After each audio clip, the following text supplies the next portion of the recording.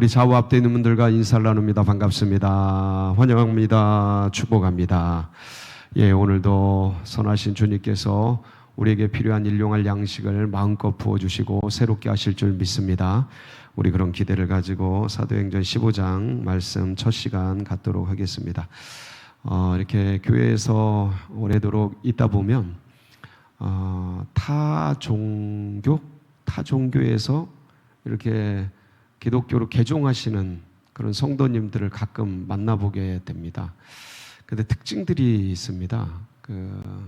불교에서 이렇게 기독교로 오신 분들이 꽤 많은데, 이제 그분들은 만나뵈면 되게 열심히 있으세요. 뭔가를 자꾸 이렇게 하려고 하셔요.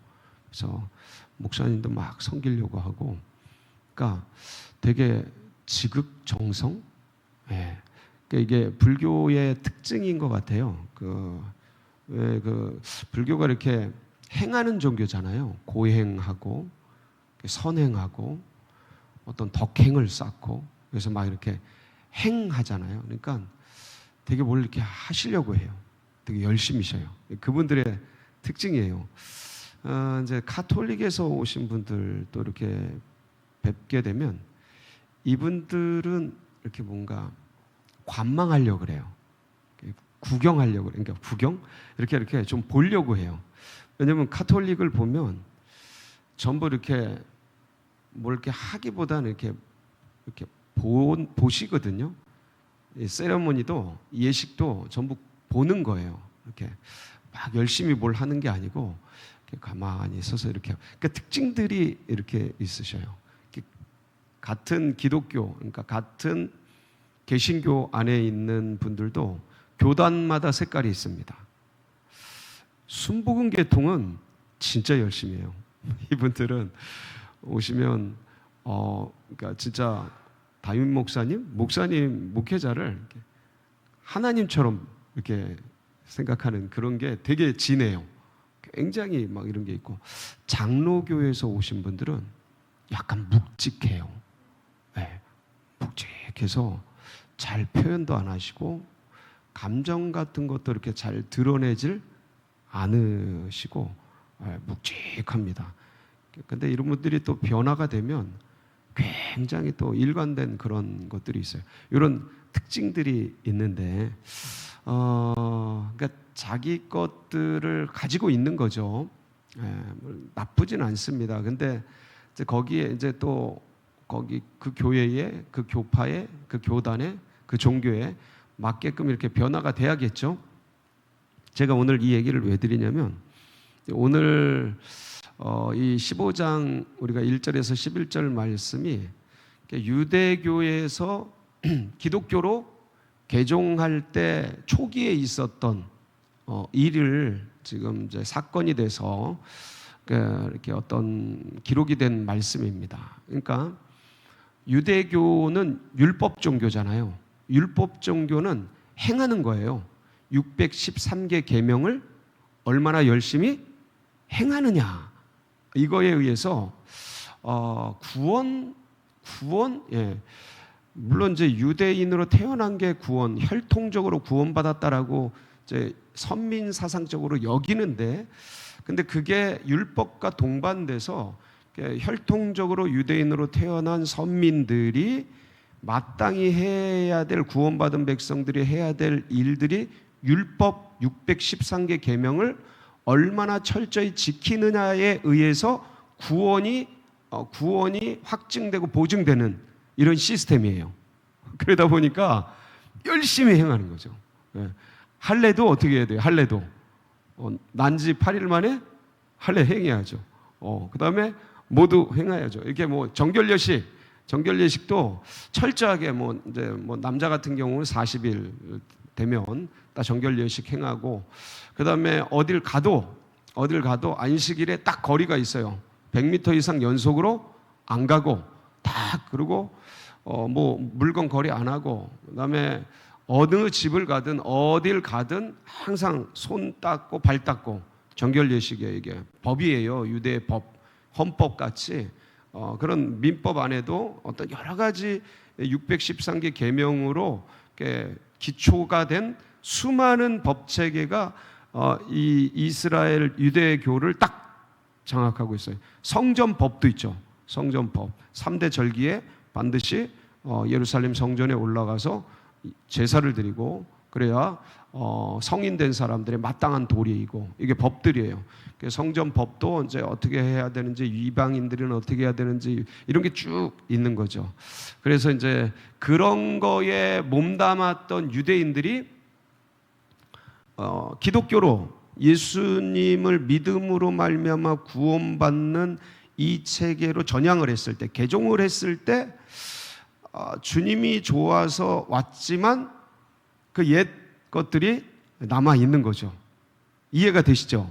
자, 그런데 문제는 옛 것들이 남아 있지만 새로운 시대에 새롭게 펼쳐진 역사 속으로 들어왔는데도 그걸 고집하고 있으면 안 되는데, 구원받는 것들에 대해서 이 모세의 율법을, 그러니까 모세 특히 할례를 이방인들도 이렇게 기독교로 들어왔으면 모세 율법대로 할례를 받아야 된다라고 가르치기 시작한 거예요. 그게 오늘 이 갈등과 사건의 주요 핵심이에요. 1절 말씀이 그 말씀이에요. 1절 말씀 한번 보실까요? 시작. 어떤 사람들이 유대로부터 내려와서 형제들을 가르치되 너희가 모세의 법대로 할례를 받지 않으면 능히 구원을 받지 못하리라 하니. 자, 할례를 받지 않으면 뭘 못 받는다? 구원을 못 받는다는 거예요. 이게 구원론과 관계된 거예요. 그러니까 그러니까 선행, 덕행, 우리의 구원받은 백성들이 예수 그리스도를 믿음으로 말미암아 구원받은 백성들이 좀 더 삶 속에서 좀 더 깨끗하고 정결하고 좀 더 구원받은 백성답게 사는데 이게 더 도움이 되겠다, 이 할례를 행하는 게 도움이 되겠다라는 게 아니고, 이런 의미가 아니고, 할례를 받지 않으면 뭘 못 받는다? 구원을 못 받는다. 이 구원론에 관계된 거니까 바울과 바나바가 가만히 있지 않은 거죠. 왜냐하면 자신들이 그리스도 예수를 만나서 전수받은 것은, 자신들이 특히 바울 같은 경우는 유대의 율법에 완전히 이 지금 내려와서 그렇게 가르치는 어떤 사람들보다 훨씬 더 바리새파 중에 바리새인으로 완전하게 율법을 지키면서 살아왔던 그 사람이었는데, 그게 얼마나 허무맹랑한, 맞지 않는 이 시대에 예수 그리스도가 전해주신 믿음으로 말미암아 구원받는 도리가 얼마나 귀중한지를 아는 바울로서는, 바나바로서는 이 사람들이 뒤늦게 내려와 가지고 이미 예수로 말미암아 구원받은 백성들에게 할례를 행해야 구원이 있다라고 말하니까 가만히 있을 수가 없는 거죠. 여러분이라면 가만히 있겠습니까? 별로 대답이 없네. 가만히 있지 않죠. 가만히 있지 않죠. 디베이팅 하는 거예요. 예? 논쟁을 하는 거지. 그게 무슨 말이냐. 우린 예수 그리스도를 믿음으로 말미암아 구원받고 모든 행위로부터 자유함을 얻고 진리 외에는 다른 거에 매이지 않는 백성들이 됐는데, 예수 그분이 우리를 그 십자가의 피로 우리를 구원해 주셨는데 무슨 할례를 받아야 구원받는다고 말하느냐 하면서 이제 바울과 바나바가 이제 내려온 사람들하고 이제 논쟁을 한 거죠. 근데 이 할례파, 그러니까 이 유대교파의 이런 어떤 짜여진 체계, 구원 체계가 약하지 않습니다. 결코 약하지 않아요. 이게 논쟁을 해도 밀리질 않아요. 예. 그럼 믿음의 실체가 뭐냐? 예수 믿는 그 실체가 뭐냐? 그러니까 그 믿었다고 하는 사람들이 그럼 뭘 해야 되냐? 그 믿음의 표시가 있어야 되지 않냐? 그 믿음의 표시로 할례를 받는 거다. 제가 지금 만들어낸 겁니다. 이 사람들의 논리를 그냥 생각을 해서 이렇게 얘기하면 그런 것 같은데? 표시가 있어야 될 것 같은데? 이렇게 생각하지 않겠습니까? 그러니까 이게 논쟁을 하면 끝이 없이 논쟁이 되는 거예요. 그래서 논쟁을 하다가 도무지 안 되겠다 그래가지고 예루살렘 교회에 가서 확증을 받자. 그래가지고 이제 바울과 바나바를 예루살렘 교회로 파송을 합니다. 가다가 자신들이 이방인들에게 복음을 전했을 때 얼마나 위대한 역사들이 일어났고 예수 그리스도를 믿는 그 기적의 역사가 얼마나 많은 사람들 구원했는지 이런 보고들을 사마리아와 또 여러 곳에 교회 베니게와 이 교회를 다니면서 이렇게 간증을 하고 보고를 하고 그리고 마침내 예루살렘 교회에 도착을 해서 이 얘기를 쭉 합니다. 이 문제를 쭉 얘기해요. 그랬더니 문제는 뭐냐면 5절 이 예루살렘 교회에도 이런 일이 있었던 거예요. 5절 같이 봅니다. 시작. 바리새파 중에 어떤 믿는 사람들이 일어나 말하되 이방인에게 할례를 행하고 모세의 율법을 지키라 명하는 것이 마땅하다 하니라. 그러니까 자 보세요. 바리새파 중에 바리새인들이 얼마나 철저하게 유대교를 믿는 백성인지는 알죠, 여러분들. 그 당시 예수님 당시에 6천여 명의 바리새파가 있었어요. 근데 이들은 다른 어떤 사람들보다 율법 종교를 철저하게 믿는 사람들이에요. 그 바울도 이 바리새파 중에 한 사람이거든요. 그러니까 이 바리새파 중에 자 말씀을 띄워주세요. 5절 바리새파 중에 어떤 누가 믿는 사람들이 이 믿는 건 뭘 믿는 거예요? 예수 믿는 거예요. 예수 믿는 거예요. 근데 자 이게 문제는 뭐냐면 어떤 사람들이 내려가서 지금 저 안디옥에 내려가서 가르친 그런 정도가 아니고 이 사람들은 바리새파 중에 이 예루살렘 교회에 있는 사람들인 거예요. 그러니까 지도부죠. 지도부예요. 왜냐하면 이때는 이미 스데반 사건이 일어나서 다 흩어지고 지도부만 예루살렘 교회에 남아 있었을 때거든요. 그러니까 예루살렘 교회 지도부에 이 유대교에서 개종한 믿는 사람들이 있는데 그 사람들조차도 이방인들에게 할례를 행해야 된다는 거예요. 그러니까 이게 굉장한 문제죠. 그래서 이제 이게 이슈가 돼서 이제 막 이제 논쟁이 된 거예요. 그래서 사도와 장로들이 이들에 대해서 논의하고 많은 변론이 있은 뒤에 베드로가 일어나서 그리스도께서 나를 택하셔서 이렇게 나에게 복음을 증언하게 하시고 그리고 성령으로 이렇게 놀라운 역사를 일으키게 하셨는데 그 은혜를 가지고 여러분에게 말씀을 전하는데 9절입니다. 같이 봅니다. 시작. 믿음으로 그들의 마음을 깨끗이 하사 그들이나 우리나 차별하지 아니하시다. 뭐로요? 믿음으로. 할례가 아니라 뭐로요? 믿음으로. 그래서 예수 그리스도가 나의 구주시고 나의 모든 죄를 십자가에서 씻어주셨다라는 것을 받아들이는 그 뭐로요? 믿음으로. 믿음으로 구원받는 거예요. 여기에 차별이 없다. 유대인이나 이방인이나 어떤 민족이나 현세대나 후세대나 이 믿음에 대해서는 전혀 차별이 없다. 이렇게 베드로가 일어나서 자기가 경험한 그리스도께 배운 말씀을 쭉 나누게 합니다. 그리고 11절에 결국 이렇게 결론을 내리는데 11절 봅니다. 시작. 그러나 우리는 그들이 우리와 동일하게 주 예수의 은혜로 구원받는 줄을 믿노라 하니라. 우리 조상들이 그동안 유대교를 져왔지 않냐. 613개 계명을 지금까지 지켜오고 여러 가지 행위들을 해오면서 여기에 매여서 우리도 구원받지 못하고 이것들을 지키지도 못하고 여러분들도 다 해봤지 않냐. 되냐 안 되냐. 율법으로 구원받는다는 게 되냐 안 되냐. 안 된다라는 걸 우리가 다 알고 그 멍에가 얼마나 무겁게 그동안 몇천 년간 져왔는데 그 짐을 또다시 왜 이방인들에게 지려 하느냐. 우리 주님께서 오셔서 믿음으로 말미암아 구원받는 놀라운 길을 여시고 생명을 여셨는데 그 헛된 것을 왜 또 지게 하려느냐 하면서 베드로가 이제 말씀을 딱 증언하는 장면입니다. 여러분, 우리가 할례로 구원받습니까? 믿음으로 구원받습니까? 믿음으로 구원받습니다. 할례는 절대로 구원을 줄 수 있는 것 도구가 아닙니다. 그거 하냐 아니 그것 때문에 구원받고 안 받고가 아닙니다. 그래서 우리는 믿음의 백성들은요 믿음으로 예수 그리스도를 영접함으로 구원받는 놀라운 역사를 가지게 되고 은혜를 누리게 되는 것이죠. 그런데 이게 이제 이전에 있던 사람들, 유대교에 있었던 사람들에게는 이런 어떤 이렇게 은혜로 구원받는다, 믿음으로 구원받는다는 게 너무 값싼 것 같은 거예요. 왜냐하면 인간이 뭔가를 좀 해야 될 것 같은 거예요.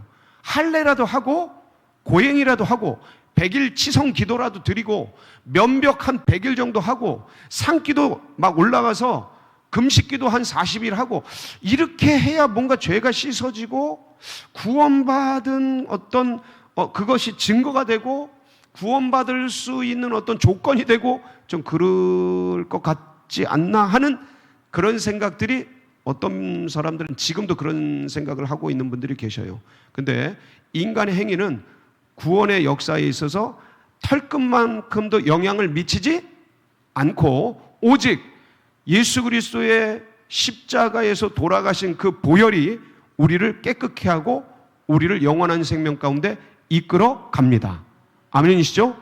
그래서 이것을 왜냐하면 차별이 없기 때문에 그래요. 그럼 어떤 사람은 고행을 하고 병들어서 지금 막 돌아가시는 분, 지금 침상에서 막 돌아가시는 분, 십자가의 오른편 강도, 이들은 그런 행위를 못 하잖아요. 100일 치송 기도를 못 드리잖아. 근데도 십자가 오른편 강도에게 주님은 주여 당신의 나라가 임하실 때 나를 기억하소서 할 때 네가 오늘 나와 함께 그분이 그늘 돌아가셨어요. 아무것도 못했잖아요. 그런 분들은 구원을 어떻게 해요? 그러니까 주님이 모든 인간의 행위를 금지시킨 거예요. 금지가 아니고 구원을 얻는데 이게 어떤 조건이 되지 못하도록 하신 거예요. 왜냐하면 모두를 뭐 하기 위해서? 구원하기 위해서. 그래서 이렇게 쉽게 만든 거예요. 이게 쉽다고 가벼운 게 아니에요. 예수님의 하나님의 목숨값을 지불하고 만든 구원의 비밀이에요. 모든 인간이 어떤 상황에 있든지 어떤 조건에 있든지 어떤 상태에 있든지 다 구원받을 수 있게 동일하게 차별이 없이 이렇게 놀랍게 만들어 놓은 구원을 어떤 다른 것으로 희석시킬 수가 없습니다. 그런데 구원받고 보니까 이 죄인이 아무것도 안 했는데 2000년 전에 주님께서 나를 위해서 십자가에 돌아가셨다는, 내 죄를 씻어주시고 돌아가셨다는 게 믿어지고 이게 너무 은혜롭고 감사하니까 그러니까 예배를 나가고 교회를 나가고 기도를 드리고 헌금을 드리고 주님을 위해 금식을 하고 주님을 위해 주님이 원하시는 그 길을 걸어가기 위해 닮아가기 위해 주님을 따라가기 위해 조금씩 나를 부정하고 전에 술 먹던 거 술 끊고 담배 피던 거 담배 끊고 제가 술 먹고 담배 핀 거 이거 뭐 정죄하는 게 아니에요. 근데 주님을 닮아가기 위해 그런 걸 스스로 전에 막 어디 게임 중독되고 뭐 되고 뭐 하고 그러던 사람들이 주님을 닮아가고 시간을 선용할 줄 알고 조금 더 주님을 닮아가기 위해서 이 길을 감사해서 주님의 은혜가 고마워서 나를 사랑해 주신 이 죄덩어리를 사랑해 주신 게 은혜가 감격이 돼서 그게 감동 감화가 돼서 그 길을 가는 거예요. 이게 기독교예요. 이게 예수교예요. 이게 개신교의 핵심이에요. 그러니까 우리의 행위를 이렇게 했기 때문에 구원받는 게 아니고 구원받은 게 너무 감사해서 이 길을 걸어가는 거예요. 근데 아직 이렇게 이제 주님께서 우리에게 주신 이 구원의 비밀이 진짜 놀랍거든요. 그러니까 십자가 오른편 강도처럼 그냥 그렇게 구원받은 거 구원이죠. 근데 이게 구원의 모든 게 아닌 거예요. 구원의 모든 것이 아니고 구원은요, 내가 죄로부터 주 예수 그리스도의 보혈로 용서받고 생명을 얻은 것, 이게 구원이죠. 근데 이게 출발이야, 출발.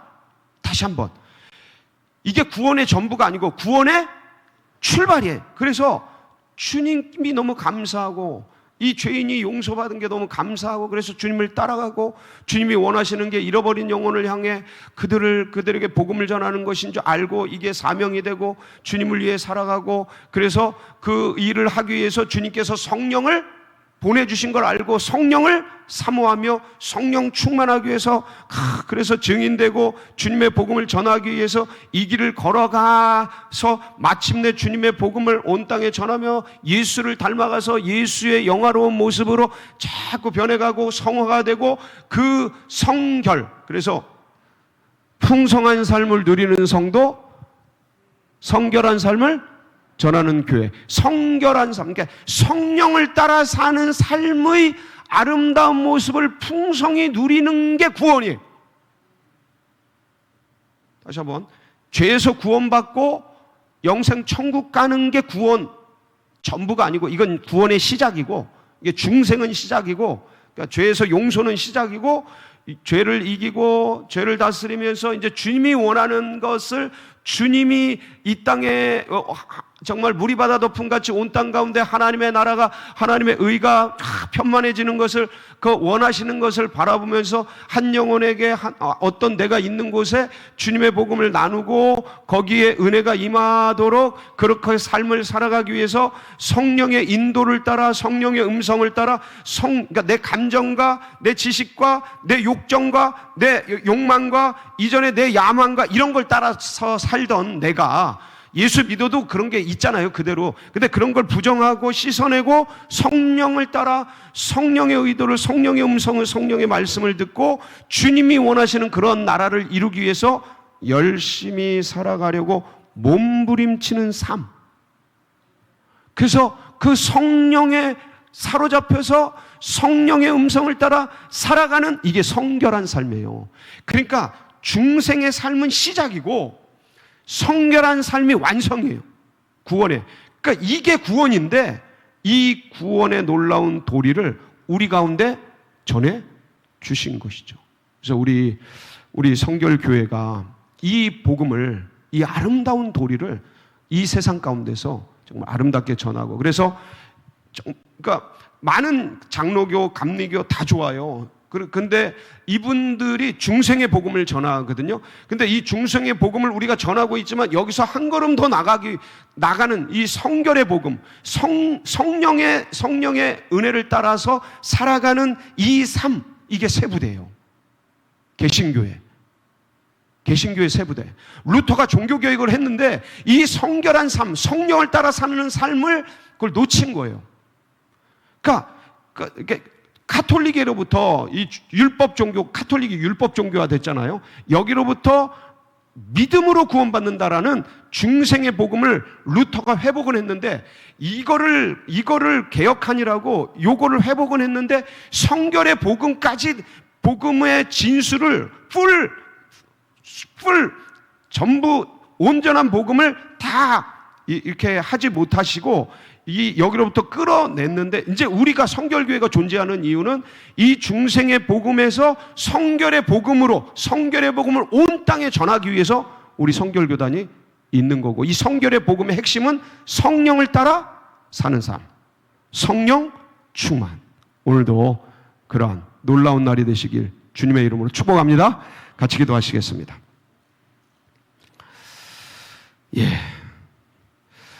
우리가 기도할 때에 오늘 여러 고난받는 분들, 환난 속에 있는 분들, 그리고 연로하신 분들 위해서, 날이 추워요. 그래서 감기, 몸살 이런 것들로부터 안전하게 좀 지켜주시고 보호해 주시고, 둔촌동 시대에 활짝 열리고 포리온 아파트 예비된 영혼을 주님의 교회로, 서울제일교회로 보내주시도록 위해서 기도해 주시고, 여러분 각자의 기도 제목 하시고, 그 다음에 특별히 기도 부탁을 좀 드립니다. 중보 기도 요청을 하는데, 김맹현 권사님 남편 되시는 전정식 집사님께서 어제 밤 11시 40분경에 호흡곤란이 오셔서 응급실로, 삼성병원 응급실로 가셨는데, 중환자실이 없어서 대기를 하다가 너무 위험해서 거기서 응급 수술을 이제 지금 들어가셨어요. 그래서 지금 응급 수술을 하고 계신 중이에요. 그러니까 중환자실도 못 들어가서 그냥 아마 거기 있는 데서 응급 수술이 진행되고 있는 것 같아요. 그래서 응급 수술이 은혜 중에 정말 잘 해서 호흡곤란이 다 편해지게 돌아오도록 수술이 잘 되어질 수 있도록 기도해 주시고, 중환자실이 속히 좀 날 수 있도록 여러분 간절하게 긴급하게 중보기도 해 주시기 바랍니다. 우리 요 제목 먼저 우리 전정식 집사님 위해서 하나님 수술이 은혜 중에 잘 진행되게 하시고 중환자실을 열어주시옵소서 간절히 기도하고, 여러분 각자의 기도 제목 붙들고 우리 통성으로 기도합니다. 부르짖습니다. 주여 아버지